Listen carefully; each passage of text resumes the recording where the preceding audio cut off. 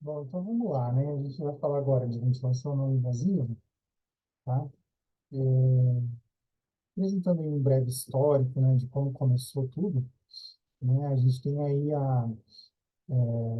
as primeiras epidemias de poliomielite, e daí os pacientes eles precisavam de um suporte de ventilação mecânica, e foi desenvolvido esse pulmão de aço, né, que chamam de Iron Lung, né, ou pulmão de ferro, tá? Em que a pessoa ficava totalmente dentro, né, dessa câmara, né? E daí essa câmara criava uma pressão negativa aqui dentro que ia fazer com que a caixa torácica se expandisse, né?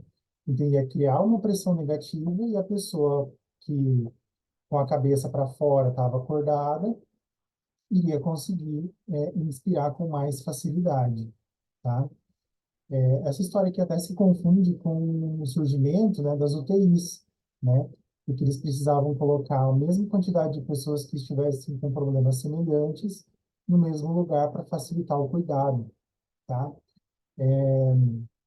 Então aqui a gente tem o surgimento, então, dos pulmões de aço, né? Só que imagina só, né, nesse pulmão de aço aqui, os transtornos que tinha com relação ao surgimento de úlceras de pressão, cuidados com banho, né? Então, a pessoa não conseguia ter esse tipo de cuidado. Então, outros problemas surgiam, fazendo com que o motivo pelo qual a pessoa estivesse em uso desses pulmões de aço fosse um dos problemas, né? E outros problemas iriam surgir, tá?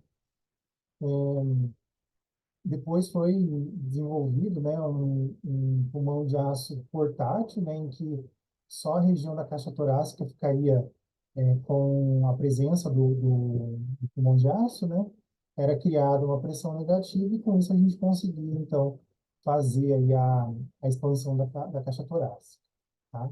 Só que mesma coisa, né, o contato aqui, né, de determinadas regiões da pele da pessoa, até no próprio pescoço, aqui na região, né, abdominal, isso podia também ser um problema mais para frente, tá? Daí foi desenvolvido, então, né, os ventiladores de pressão positiva, porque até então esses ventiladores, esses pulmões de aço, eles agiam por pressão negativa, que até se a gente for parar para pensar, é um pouco mais fisiológico. Como a gente respira por negativação da pressão pleural, né, é quando a gente tem pressão negativa, que o nosso pulmão se expande, era mais fisiológico. Mas ele tem menos,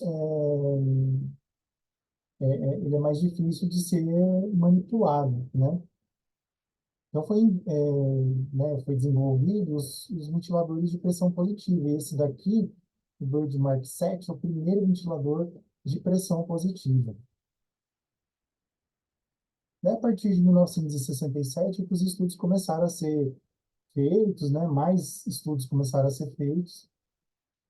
E daí, em 1967, então, a PIP começou a ser introduzida nos ventiladores por pressão positiva, né? Em 1970, então, uma ventilação mandatória intermitente, né? Um modo ventilatório que foi desenvolvido para ventilar crianças que estivessem com uma síndrome do desconforto respiratório idiopático, tá? A partir de 1980, né, teve o advento aí da ventilação por pressão positiva de alta frequência, né? Começou a ser estudada também, né? Aí, a partir de 80, então, os ventiladores microprocessados começaram a surgir. A partir de 1990, as válvulas mecatrônicas, né?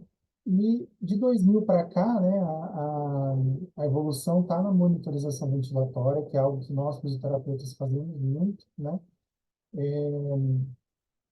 Mas, lógico, né, os aparelhos eles surgem cada vez com modos ventilatórios que determinadas empresas desenvolvem, né, e cabe à comunidade científica, então, testar esses modos ventilatórios e fazer estudos referentes a esses modos ventilatórios, tá?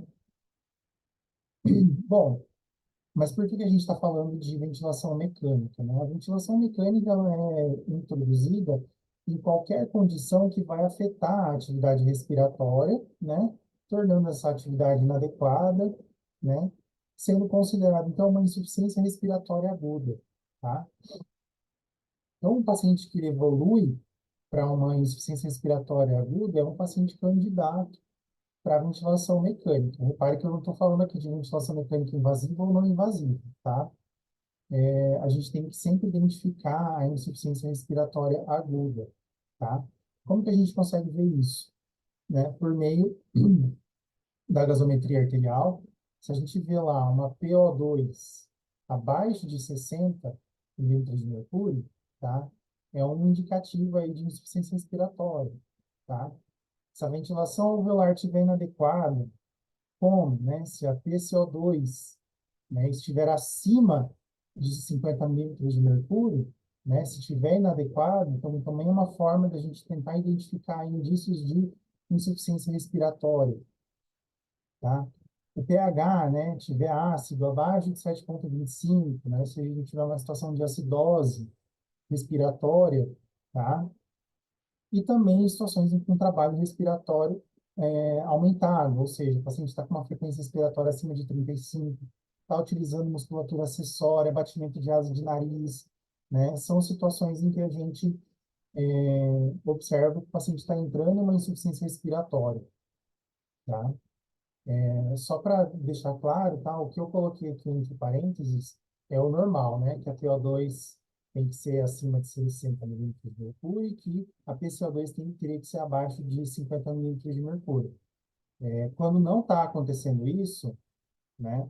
Aí a gente tem indícios de falência respiratória, tá? Então, o que vem ser a ventilação mecânica? É um método de suporte para o tratamento de pacientes com insuficiência respiratória aguda ou insuficiência respiratória crônica agudizada, tá? Então, esses pacientes que eles evoluem para esse aumento de trabalho respiratório, para uma gasometria arterial não tão satisfatória, né, para uma oximetria de pulso não adequada. Então, são esses pacientes que eles evoluem, então, para necessidade de ventilação mecânica, tá? Bom, objetivos fisiológicos da ventilação mecânica, tá? É, Quando a gente está falando aqui em ventilação mecânica não invasiva, qual que é o nosso intuito, né? Diminuir gradualmente a frequência respiratória espontânea.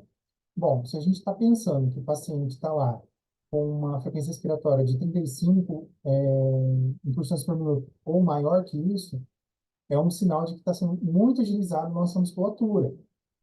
Então, a gente, com o intuito de diminuir essa frequência respiratória, a gente instala a ventilação, né? Isso vai acabar diminuindo a sobrecarga dos músculos, tá? Eu não vou precisar que os meus músculos ajam tanto para fazer com que o meu pulmão encha de ar, tá? Outro objetivo, manter ou permitir a manipulação da troca gasosa pulmonar, né? Então, como que eu vou fazer isso, né? Eu estou favorecendo a entrada de mais oxigênio, ou melhor, de mais ar e, consequentemente, mais oxigênio, né? Então, eu vou aumentar a ventilação alveolar, tá? Os meus alvéolos, eles vão estar mais ventilados. Se os meus alvéolos estarão mais ventilados, a quantidade de ar que vai estar lá dentro é maior, isso vai aproximar mais a minha membrana alvéolo capilar e vai facilitar trocas gasosas, tá? Então, vai também facilitar a minha oxigenação arterial, tá? Eu vou ter aumento de volume pulmonar, tá? Claro, né? Se eu vou ofertar uma quantidade de ar que está entrando lá nos pulmões, no final da inspiração, minha quantidade de ar lá dentro vai estar maior, né? Então, eu vou promover uma insuflação pulmonar no final da inspiração, tá? E se eu estou fazendo isso, tá? Como eu tenho emprego de pressões lá dentro do pulmão, pressões positivas, eu vou também ter o aumento da capacidade residual funcional, tá? Que é a CRF, né? A gente viu, né, na aula anterior, que a gente falou de capacidade residual funcional, que é aquele volume de ar que permanece dentro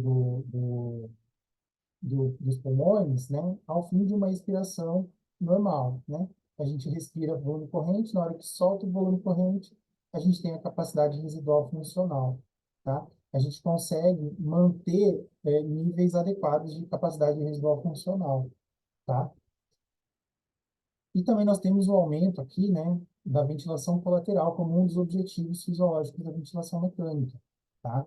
Então, o que acontece? Nós temos vários alvéolos, eles estão coladinhos uns nos outros, né? Dentro desses alvéolos, a gente tem poros alveolares que eles conectam um alvéolo ao outro, tá? E se por algum motivo eu tenho alguma região de alvéolos que não está sendo ventilada, tá? Porque está com obstrução, por exemplo, por secreção ou broncoespasmo, tá? Se eu instituir a ventilação mecânica, eu vou favorecer com que os alvéolos que estejam ventilados, eu vou fazer com que a passagem de ar pelos poros alveolares favoreça, então, a ventilação colateral, e isso vai manter os meus alvéolos mais bem distribuídos, né? O ar dentro dos alvéolos vai estar mais bem distribuído, tá?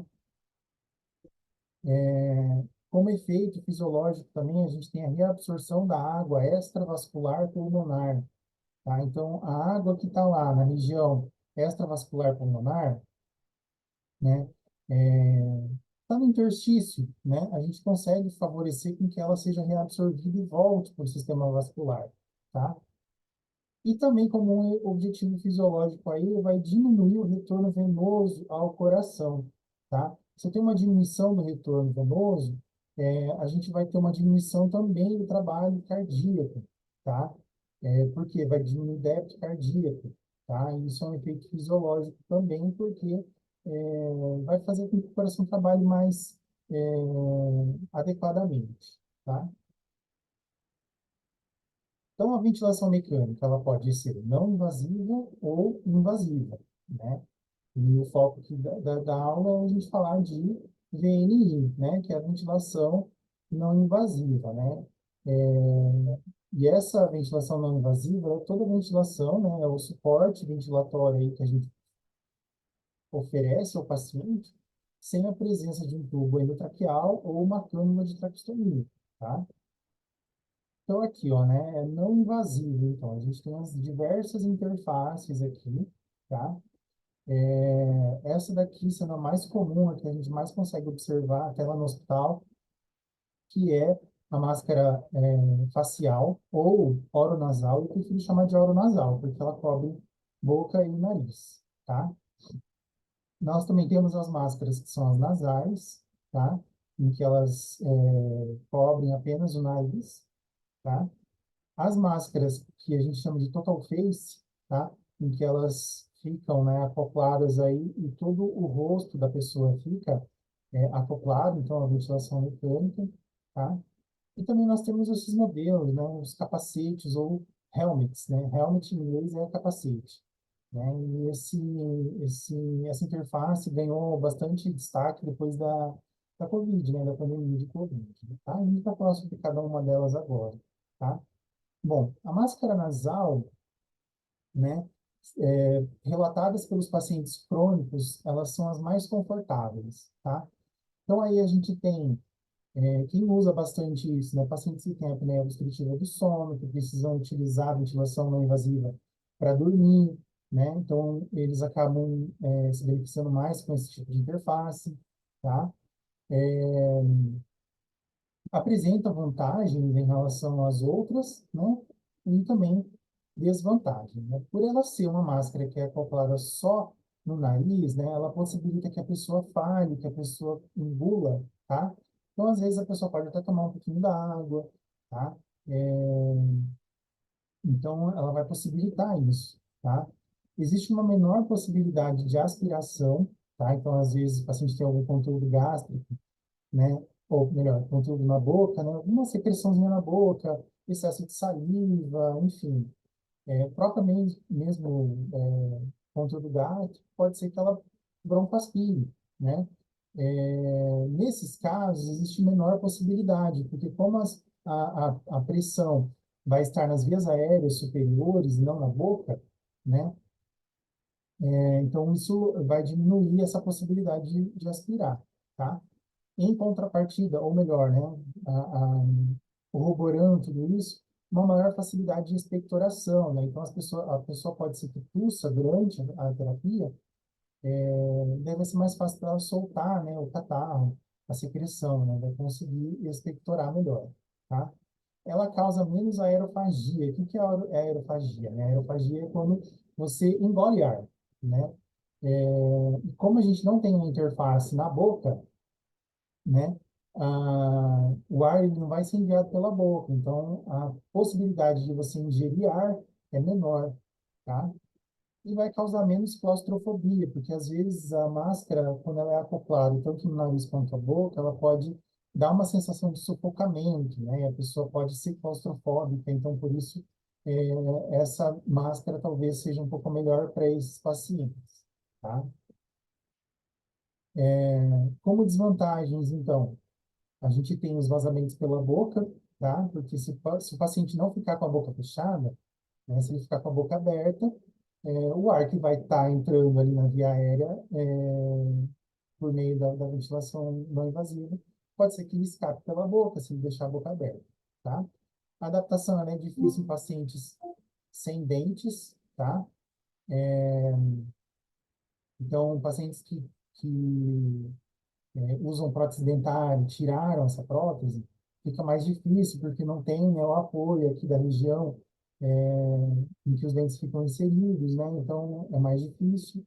E também os pacientes que estão com muita falta de ar, eles vão querer receber ar por todos os orifícios, né? Então, ele vai ter respiração tanto nasal quanto oral. Então, por isso que fica difícil da gente acoplar em pacientes que estejam dispneios, tá?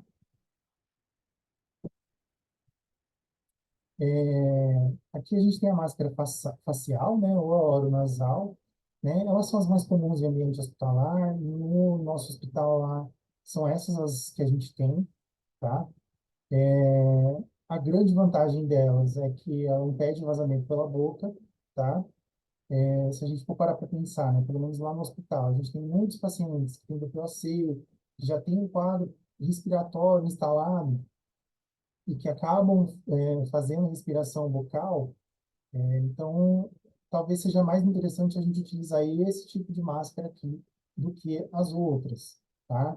Porém, ela não vai permitir fala, não vai permitir deglutição, tá? Existe um maior risco de aspiração, então a gente precisa ficar tendo bastante cuidado com relação a isso. Já aconteceu comigo de ter paciente em que acaba vomitando, né? E o vômito fica dentro aqui, nesse conteúdo, né? Então tem que correr para tirar, né? Tem um maior risco de aerofagia também, né? Então, como o ar está entrando pela boca, pode ser que eu consiga engolir mais ar, tá? E a maior sensação de claustrofobia, tá? As máscaras total face, elas não são tão comuns, tá? No hospital a gente tem, mas elas não são tão comuns.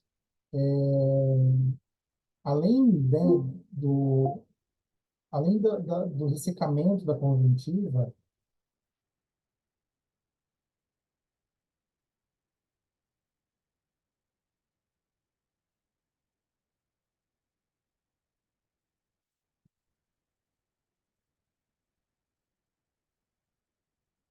posso continuar.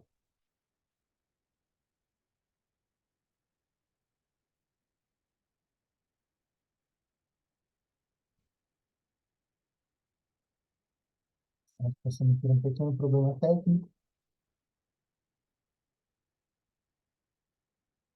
que eu tenho que fazer aqui.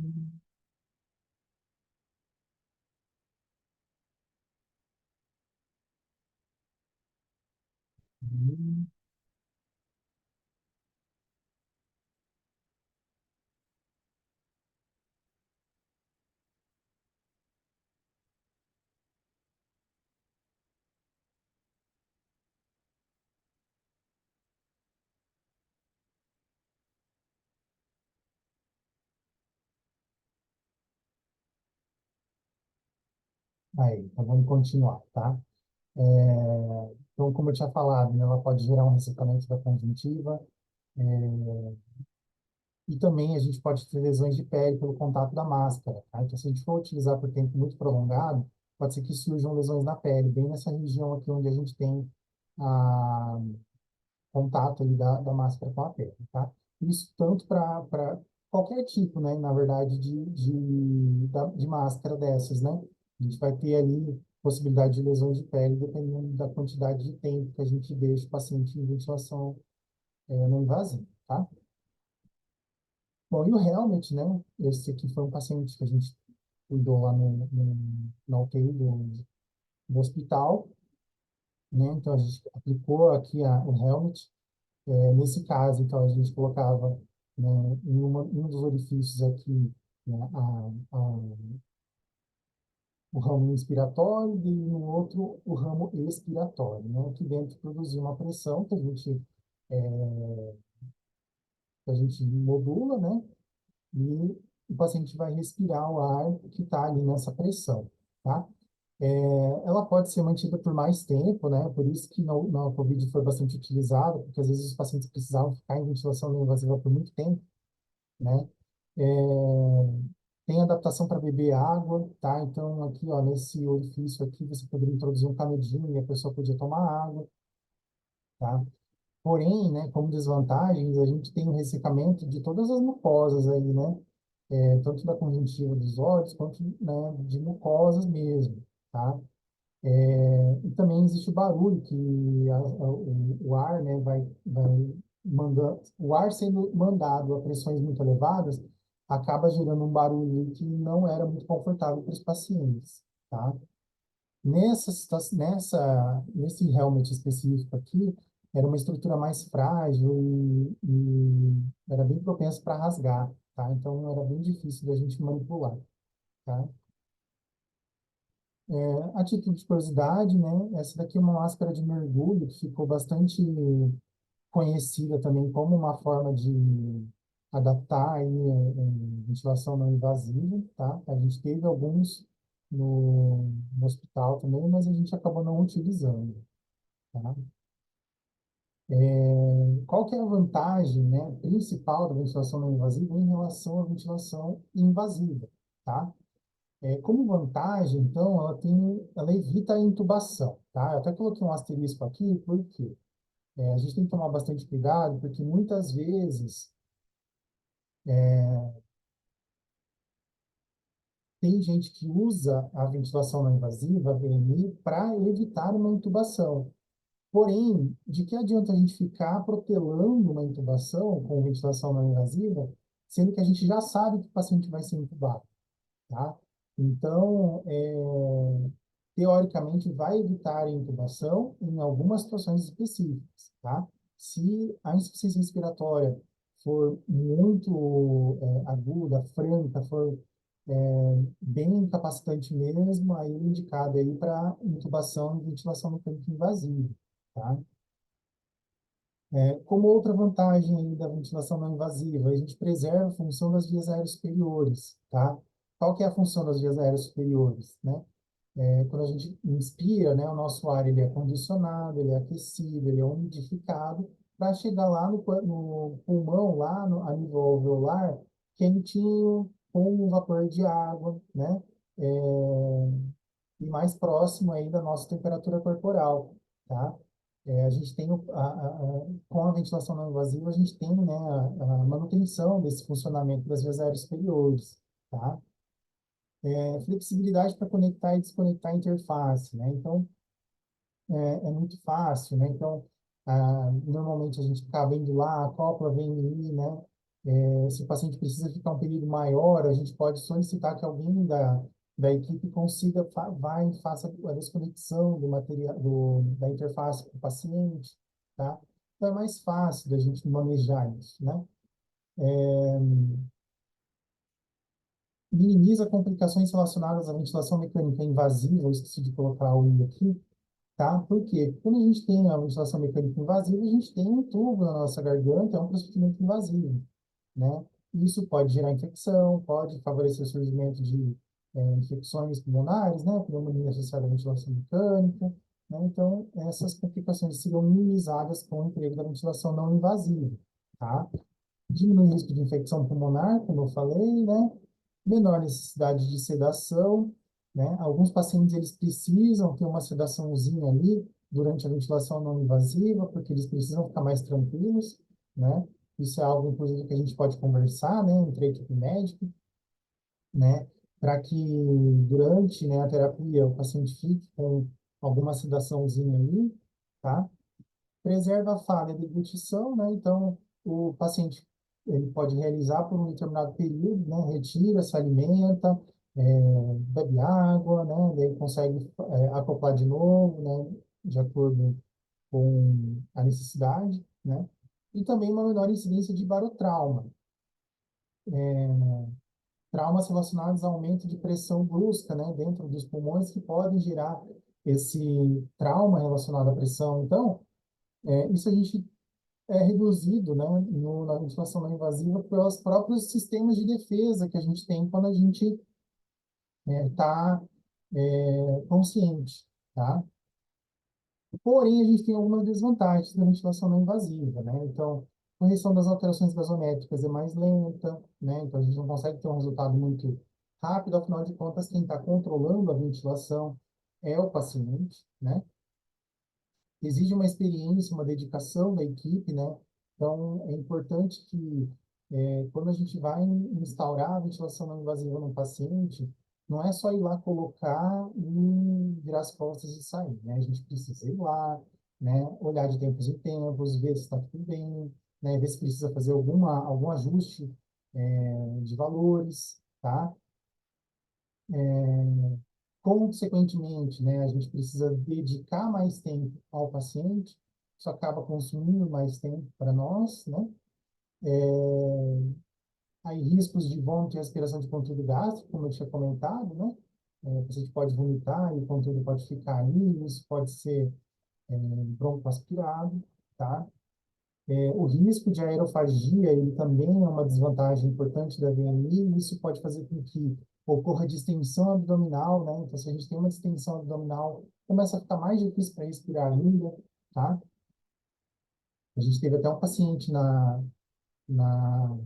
no hospital que eu até falei, olha, eu não vou aplicar ventilação não invasiva nesse paciente porque ele já está com distensão abdominal e vai aumentar essa distensão abdominal se eu aplicar. Ele vai fazer aerofagia, vai ser pior, não vai ter benefício, tá?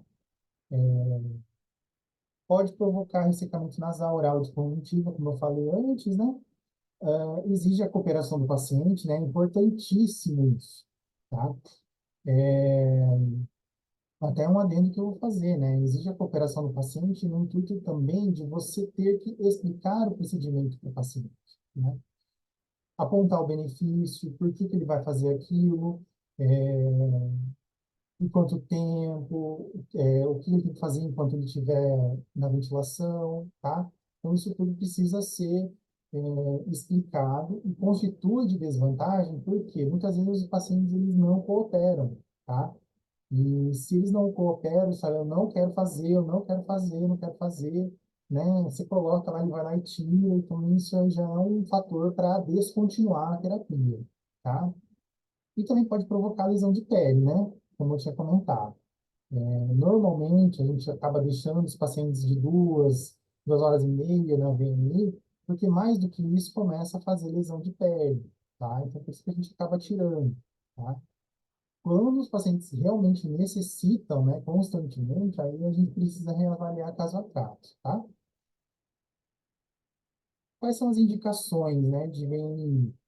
Principalmente para exacerbação de VPOC, né, de crise de asma, né, bronquiectasias e fibrose cística, né, no caso de exacerbação de doenças obstrutivas, tá? Em que os pacientes eles não estão conseguindo ventilar adequadamente, né, isso pode gerar uma insuficiência respiratória, tá? Doenças neuromusculares ou tórax instável, né? Aí também a gente pode até colocar com as doenças restritivas também. Paciente com pneumonia, que não está fazendo uma troca gasosa legal. É, atelectasias, né? Super importante. Eu nem coloquei aqui na indicação, mas é uma indicação importante aqui, né? Paciente com atelectasia para favorecer uma reexpansão, tá? Outra questão importantíssima e bem fundamentada cientificamente, né, é no edema agudo de pulmão cardiogênico, tá? Mas é importante a gente pensar que o quê, né? O edema agudo de pulmão cardiogênico é o popular pulmão congesto, né? Então a gente fala assim, ah, o pulmão está congesto, né, e tal, sempre que a gente fazer VNI, mas não é no intuito de aplicar a pressão positiva para o edema, né, para esse líquido que está lá dentro do alvéolo, para ele voltar para a circulação. Não é para esse intuito. O intuito da VNI, nos casos de edema agudo de pulmão, é para diminuir o trabalho respiratório, para favorecer a oxigenação, tá? É para isso, tá? E também pode ser empregado em desmame precoce da ventilação mecânica invasiva, tá? Então, se você está lá no processo de desmame da ventilação, o paciente evoluiu para extubação, né? Existem situações em que a gente extuba o paciente e já acopla a ventilação não invasiva, tá? Que é para a gente tirar aquela prótese ventilatória o quanto antes, né?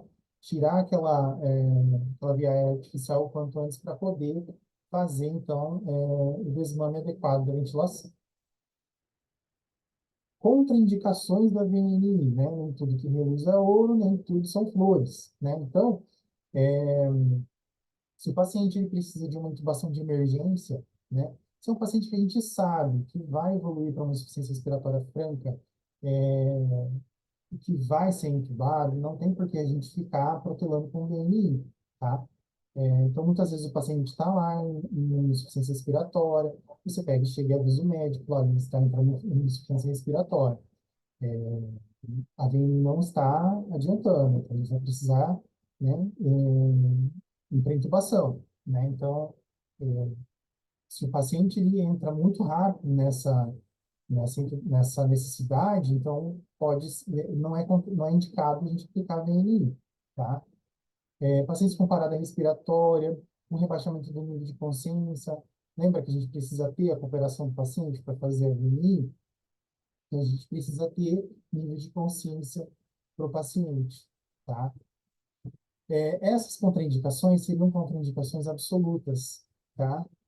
Como contraindicações relativas, né, daí a gente tem a instabilidade hemodinâmica como uma contraindicação relativa. Se o paciente está com uso de droga vasoativa, aí para manter a estabilidade hemodinâmica, a gente pode aplicar, tá? Falta de colaboração do paciente. Se o paciente não colabora, a gente não faz, tá? Agora, se você foi lá, conversou com ele, falou, mostrou os benefícios, né? Aí você faz uma tentativa, né, e dá certo, né? Então isso acaba sendo uma contraindicação relativa, tá? Isso já aconteceu comigo, né? O paciente não estava colaborando com nada, eu peguei, fui lá, expliquei, né? Acalmei o paciente, acoplei lá de uma forma que não fosse tão forte no começo. Então, é, às vezes a gente acaba usando aí de um pouco de psicologia para isso, tá? Pós-operatório recente de cirurgias faciais, esofágicas ou gástricas, não é interessante a gente fazer porque, né, essas estruturas elas vão acabar, por exemplo, uma cirurgia facial. Você vai acoplar uma máscara facial num paciente que fez uma cirurgia facial, não faz sentido, né? Cirurgias esofágicas ou gástricas, né, pelo próprio período de aerofagia, então a gente já até descarta essas possibilidades, né? Traumas, queimaduras faciais, né, pelo mesmo motivo, né? E risco de broncoaspiração e incapacidade de proteger vias aéreas. Como que a gente avalia isso, né? Se o paciente ele não está com uma tosse eficaz, tá? Se o paciente é um paciente que você precisa ficar aspirando porque ele não está conseguindo tossir direito, tem um paciente que ele não vai conseguir fazer VNI de uma forma satisfatória por muito tempo, tá? Então, também entra como uma contraindicação da VNI, tá? Quais são os modos ventilatórios em VNI? Tá? Então, a gente tem esses principais modos aqui. Eu vou começar pelo gráfico, tá? Vamos só observar aqui como que funciona os modos pressóricos, né? Mas e vamos pensar numa ventilação espontânea, né? A gente está respirando e, normalmente, né? Entrada e saída de ar dos pulmões, tá? Então, aqui, ó, a gente tem a entrada e a saída de ar, a gente não está falando em pressões ainda, tá? A gente não está aplicando PIP aqui nem nada, tá? existe uma pressão positiva expiratória, na verdade existe, não existe, né? Não existe PIP fisiológica, tá? Porque a PIP ela é empregada por meio de um artifício, que é o ventilador mecânico, tá? Mas aí não tem uma quantidade de ar lá dentro que faz pressão? Tem, mas a gente não pode pensar que aquilo é uma pressão positiva, tá? Existe essa quantidade de ar, essa quantidade de ar faz uma pressão lá dentro, tá? E isso acaba acontecendo por quê? Porque a gente tem surfactante nos alvéolos, a gente tem a epiglote que vai fechar, né, no fim de uma expiração. Então, a gente tem a própria elastância, né, da caixa torácica. Então, a gente tem esses fatores aí que contribuem para que uma quantidade de ar, que na verdade é o quê? É a capacidade residual funcional, que ela fique ali dentro do pulmão no fim da expiração, tá? Mas aqui no modo espontâneo. Quando a gente aplica, né, uma pressão positiva nas vias aéreas, tá? Se a gente pegar uma pressão, vamos, aqui está falando uma PIP de 10 aqui, né? Se essa PIP de 10 a gente aplica, né, no paciente, né? Esse paciente ele vai começar a respirar, né, por aqui, né?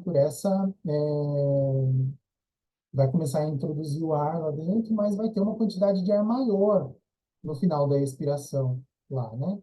Isso vai favorecer o quê? A minha oxigenação, tá?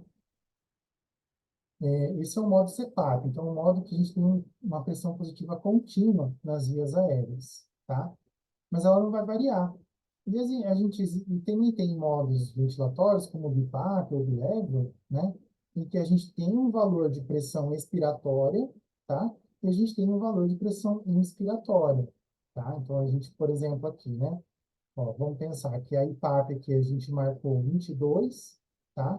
Que é a pressão inspiratória, né? Olha a quantidade de pressão, né? Acompanhe meu laser aqui, né? Daqui até aqui, ó, é 22 centímetros de água, né? Em que meu pulmão vai encher de ar, né? E na hora que eu for soltar, na hora da expiração, eu vou soltar o ar até, né? Eu fazer uma IPAP, né? Uma pressão inspiratória lá dentro de 10 centímetros de água, tá? Então, essa quantidade de ar que está lá dentro, ela vai se manter, né? Quando a gente emprega dois níveis pressóricos, tá? Uma coisa que é importante também a gente relatar aqui é que aqui eu estou usando o emprego de dois valores pressóricos, né? O valor da pressão inspiratória, que é o valor da pressão no fim da inspiração, tá? Que é 22, tá? E a EPAP, que é a pressão expiratória, que é no final da expiração, né? Então, o auxílio que eu tenho aqui, né, é o valor da IPAP menos o valor da EPAP, que é o valor da pressão de suporte, tá? Muitas vezes, dependendo do tipo de ventilador, a gente precisa ajustar o modo PSV para fazer uma ventilação aí por BIPAP ou bilevel, tá? Bom, o modo bilevel, ele é constituído por dois níveis de pressão nas vias aéreas, como eu tinha comentado, né?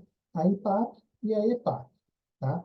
A IPAP é a pressão positiva inspiratória, perdão, nas vias aéreas, tá? Então, quando você está lá com o aparelho de VNI, você ajustou uma IPAP de, sei lá, 17, né? Aí ele vai atingir, né, esse valor de 17, tá? Aí ele vai fazer a expiração, tá? E o valor da EPAP é o valor, né, da pressão positiva expiratória nas vias aéreas, tá? Seria, né, um equivalente a PIP, tá? Mas em ventilação não invasiva a gente chama de EPAP, tá?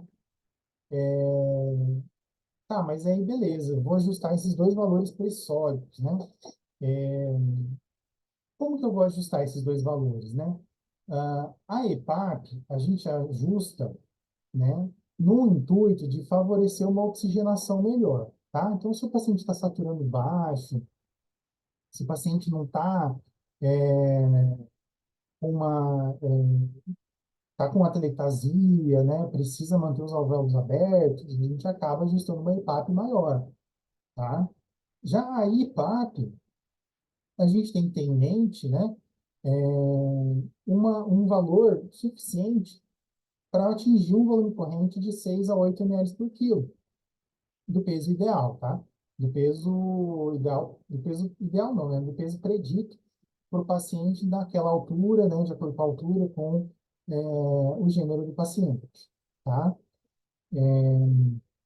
Então é isso, a gente ajusta a EPAP, né? De uma forma aí de tentar promover uma oxigenação melhor, e a gente faz o ajuste da EPAP para gerar esse volume corrente aí que a gente quer, né? Já o CPAP, né, ele é a ventilação por pressão positiva contínua nas vias aéreas, tá? Essa ventilação, como eu tinha falado lá no gráfico, né, ela é constituída por um único nível de pressão, tá? Então, a gente vai ajustar lá a EPAP, né, ou a PIP, enfim, né, esse valor de pressão a gente vai ajustar, é um valor único, tá? Que vai se oscilar conforme a gente puxa o ar e solta, tá? Ele vai permanecer nos pulmões, tá? Então, o intuito é favorecer esse pulmão mais aberto, tá? E ele promove uma ajuda para respirar. Então, eu gosto de colocar, de fazer essa analogia, né, de como se a gente estivesse num carro em movimento e a gente colocasse a cabeça para fora, né, da janela, né? Então, o vento ele vai vir com mais força, né? E se a gente for respirar, ele vai ser mais fácil de entrar, né? Então, se a gente coloca uma pressão contínua nas vias aéreas, é essa sensação, tá? Isso promove também a abertura dos alvéolos, favorece a ventilação lateral, tá? E acaba melhorando a oxigenação, tá? Porém, aqui, né, na CPAP, aquele paciente que está com muito fome de ar, né? Às vezes ele tá dispneico, né? Aquele DPOC que está com musculatura acessória, né? Ele também vai precisar de ajuda para colocar mais ar ainda quando ele for inspirar, né? Então, talvez seja mais interessante para esses pacientes o BiPAP ou Bilevel, tá? Aí, né? Alguns ventiladores, em especial o ventilador que a gente tem lá no hospital, né, que faz ventilação não invasiva, a gente tem o modo AVAX, tá? Que é o modo de ventilação em que ajusta um volume, uma pressão de suporte, no intuito de manter um volume garantido, tá? Então, é, ele acaba sendo um pouquinho mais rebuscado, tá? Porque a gente pensa daí num volume corrente desejado, tá? Então, vamos supor que eu queira que meu paciente respire 500 ml de ar, né? Cada vez que ele for fazer uma inspiração, tá? Não importa, como que ele vai fazer isso, mas eu quero que ele faça, que ele inspire esses 500, né? Como que eu vou fazer isso? Né? Então, eu vou ajustar um IPAP mínimo e um IPAP máximo, tá? Então, vamos supor, né? Eu ajustei lá um volume de 500, tá? E eu ajustei um IPAP de 10, um IPAP mínimo de 10 e um IPAP máximo de 20, tá? O ventilador, ele vai trabalhar de 10 a 20, tá? Ele vai mandar um IPAP de 10, depois 11, depois 12. Enquanto ele não atingir o volume corrente, ele vai continuar aumentando a IPAP. Se por acaso chegou lá uma IPAP de 14 e atingiu os 500, beleza, acabou, né? Então aqui a gente já vai para a expiração, tá? Então, a pressão de suporte aqui, ela acaba se variando conforme a incursão respiratória, tá? Pode ser que na outra, né, incursão, eu vá atingir o volume corrente quando eu fizer uma EPAP de 17, e na próxima vai atingir quando eu fizer uma EPAP de 15, tá? Então, essas nuances, elas acontecem, tá? Mas o objetivo aqui é manter esse volume de 500 ml, foi o que eu tinha, né, de exemplo aqui, tá? E também a gente precisa fazer o ajuste da EPAP, né? Também, se a gente quer promover uma oxigenação, manter os alvéolos mais abertos, né? E por aí vai, tá? Quando que a gente usa o modo AVAX, né? A gente usa o modo AVAX quando a gente tem situações mais crônicas, tá? Situações de doenças neuromusculares, né? Em que a pessoa tem um volume corrente muito baixo, Doenças restritivas, aí também todas as doenças restritivas, né? Pneumonia, é, ectasia, enfim. E situações onde há necessidade de garantir um volume corrente, tá? Porém, o que é importante a gente destacar aqui é que o modo AVAPS ele não vai funcionar naqueles pacientes que estão com uma dispneia importante, né? Porque o que acontece? Quando a gente tem um paciente dispneico, um paciente que está com trabalho respiratório aumentado, um paciente que precisa de mais ar ali, né? Então, até ele se readequar, ele vai precisar, então, de uma IPAP, né, mais rápida, né, não importando quanto de volume corrente vai fazer por enquanto, né? Então, por isso que às vezes o modo ST ou o modo IPAP, level, acaba sendo melhor para esses casos, tá? Bom, esse daqui é o aparelho que a gente tem lá no hospital, e é um aparelho excelente para fazer VNI, tá? Ele é um aparelho que acopla muito bem, ele é fácil de ser utilizado, tá? A gente particularmente gosta bastante, tá? Muito bem desenvolvido, tá? É esse aparelho que tem o modo AVAPS, tá? Não são todos os aparelhos que têm o modo AVAPS, tá? Mas esse aqui é o nosso V60, muito bom de ser utilizado. Bom, você já deve ter visto que esse aparelho aqui, ele tem um ramo único, tá? Então, ele tem um ramo único, né? Você vai colocar uma traqueia conectada aqui, tem um sensorzinho também que precisa ser conectado, e ele vai chegar até a máscara, né? E aqui vai ter um outro conectorzinho, né? Para conectar o sensor aqui também, tá? É um sensor de pressão, tá? Aqui, ó, a gente também tem, né, uma máscara que também está ligada a um circuito único, tá? Ao ventilador, tá? Esse ventilador aqui é um ventilador que dá para perceber que é um ventilador caseiro, né? Que é um ventilador menos robusto, né? Com menos funções, tá? Mas é um ventilador doméstico, né? Esse aqui é de uso profissional, tá? Bom, o que eu quero chamar a atenção, tá? Esses aparelhos que têm um circuito único, tá? E que só tem uma traqueia, né? Essa traqueia, né? Esse circuito único vai ser o responsável por conduzir o ar que vai ser mandado do ventilador até o paciente, certo? Então, o ar vai ser conduzido desse ventilador para o paciente por meio desse circuito único aqui, tá? Mas ele precisa expirar. Como que ele vai fazer isso? Né? Como que a pessoa vai conseguir soltar o ar, né? Então, a gente precisa promover uma exalação, tá? Então, nas máscaras, né? Essas máscaras aqui, elas precisam ser ventiladas, tá? Então, tem que ter orifícios nessas máscaras aqui para quê? Para a hora que o paciente soltar o ar, para esse ar poder ser liberado, tá? Porque senão não vai ter por onde ele sair, tá? Alguns circuitos, né? Nesse circuito de ramo único aqui, eles têm um orifício nessa regiãozinha aqui, tá? Então, daí você acaba podendo ter uma máscara não ventilada, tá? Sem as aberturas, sem os orifícios, porque daí, por meio desse orifíciozinho que vai estar aqui, é que vai ter a saída de ar, tá? Então, nos circuitos de ramo único, né? A gente precisa saber para onde que está exalando o ar, tá? Então, as máscaras normalmente são ventiladas, tá? Ela vai ter orifícios, né? E o ventilador, ele tem essa capacidade de fazer essas compensações, tá? Por conta disso, tá bom?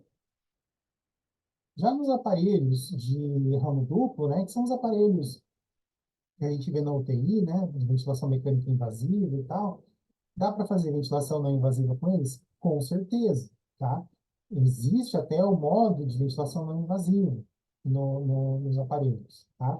Só que eles são de circuito duplo, né?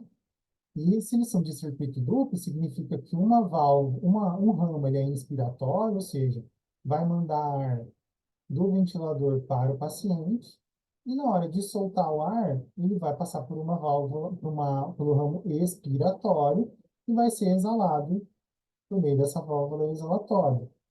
tá? Então, nesses casos, né, a gente vai usar uma máscara não ventilada, tá? Então, ela tem que ser uma máscara sem nenhum tipo de orifício, não pode ter vazamento de ar. Por quê? Porque o ar que vai ser expirado, ele vai ter que sair pelo circuito expiratório, tá? Então, essa é a principal diferença aqui, tá? Só para a gente ter uma noção, né? Nesses ramos, nesses ventiladores de ramos duplos, né? A gente tem um ramo inspiratório que vai levar ar para o paciente, e nós temos um ramo expiratório que vai soltar o ar e vai ser exalado, né?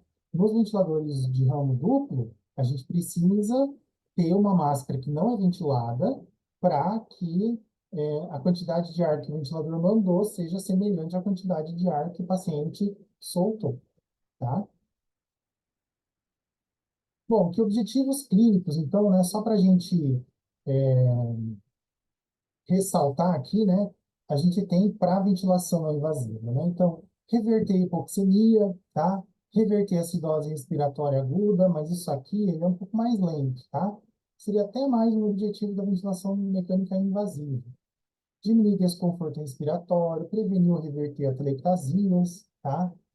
Reverter fadiga de músculos respiratórios, tá?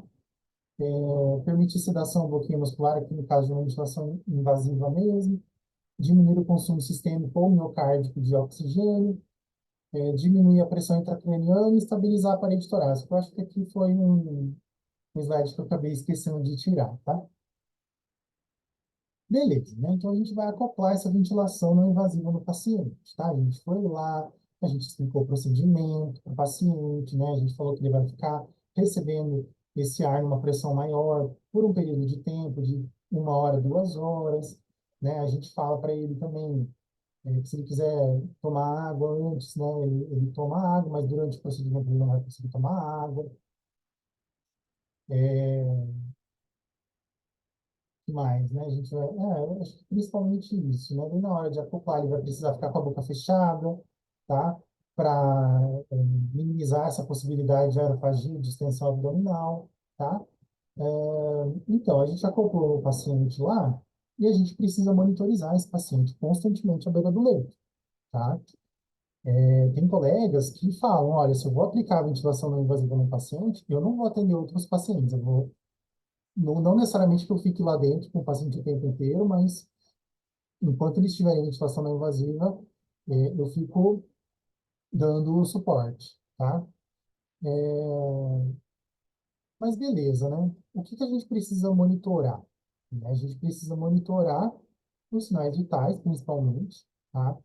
Aí entra a oximetria de pulso, a gente pensa em uma saturação adequada para o paciente, né? Ah, a gente afere os sinais vitais constantemente, né? Se a gente percebe também que o paciente teve uma redução na frequência respiratória quando a gente aplica a VNI, né? Significa que é um fator de sucesso, né? A gente conseguiu reduzir o trabalho respiratório desse paciente, tá? Frequência cardíaca, muitas vezes os pacientes com uso acessório, né, uso de musculatura acessória, eles estão taquicárdicos, isso acaba tendendo a diminuir, tá? É, que é importante, tá? Não muito utilizado, a gasometria arterial também pode ser utilizada como um parâmetro aí para sucesso ou não da VNI, tá? E a gente também precisa observar o padrão respiratório, né? Ver se tem uso de musculatura acessória, ver se tem as tiragens, né? Tiragem subdiafragmática, tiragem intercostal. Também são alguns indícios de que a ventilação não invasiva esteja funcionando ou não, tá? Só para comentar aqui, né? Que eu falei bastante a respeito dos valores pressóricos que a gente precisa ajustar, do quanto de volume corrente que a gente quer alcançar na ventilação. Mas existem outros parâmetros que a gente também modula na ventilação não invasiva. A FiO2, tá? Que é a concentração de oxigênio, então a gente pode modular aí de 21 a 100%, tá? Lembrando que se por um acaso o paciente estiver precisando de muita FiO2, também já é um critério para insucesso da VNI, tá? Porque vamos pensar, né? Se o paciente está fazendo VNI, eu coloco uma FO2 de 100%, né? E quando eu retiro, eu preciso colocar máscara não inalante lá de 100% também, né? De 15 litros por minuto, que não vai ofertar 100%, pode ser que seja um critério aí para intubação. Então, por isso que eu preciso,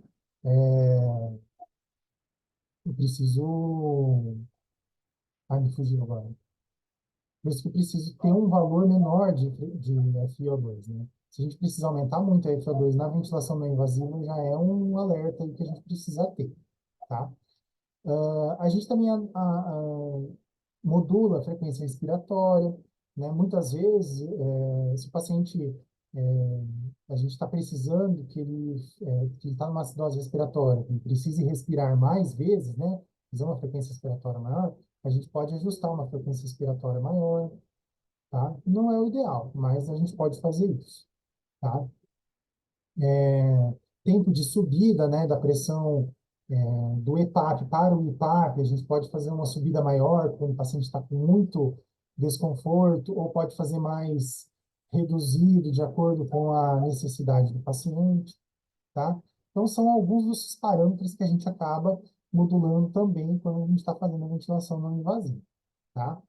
Agora, na monitorização, a gente sempre tem que verificar a oximetria de pulso, né? Ver se a frequência respiratória está adequada, ver trabalho respiratório também. De nada adianta a gente ver se ele está com uma frequência respiratória, sei lá, de 27, mas ele estiver usando musculatura acessória, também é um indicativo aí, né, de insucesso, tá? Daí a gente faz, né, por períodos, tá? Quando não tem melhora significativa desses valores aí, né? Se o paciente estava lá com uma frequência respiratória de 39, tá? Na, na, na ventilação espontânea, você coloca VNI, ele está fazendo 37, 38, não mudou nada, né? Então, também não diminui o trabalho respiratório, né? A frequência cardíaca continua aumentada, a frequência respiratória e tal. Então, às vezes, nem vale a pena a gente ficar continuando, né, a terapia e a gente precisa instaurar, então, a ventilação mecânica invasiva e proceder com a intubação orotraqueal, certo? Tranquilo? Então é isso, tá bom? Se você tiver alguma dúvida, você me avisa, tá? Que daí eu tento tirar a dúvida de acordo com o que você precisar. Beleza? Até mais.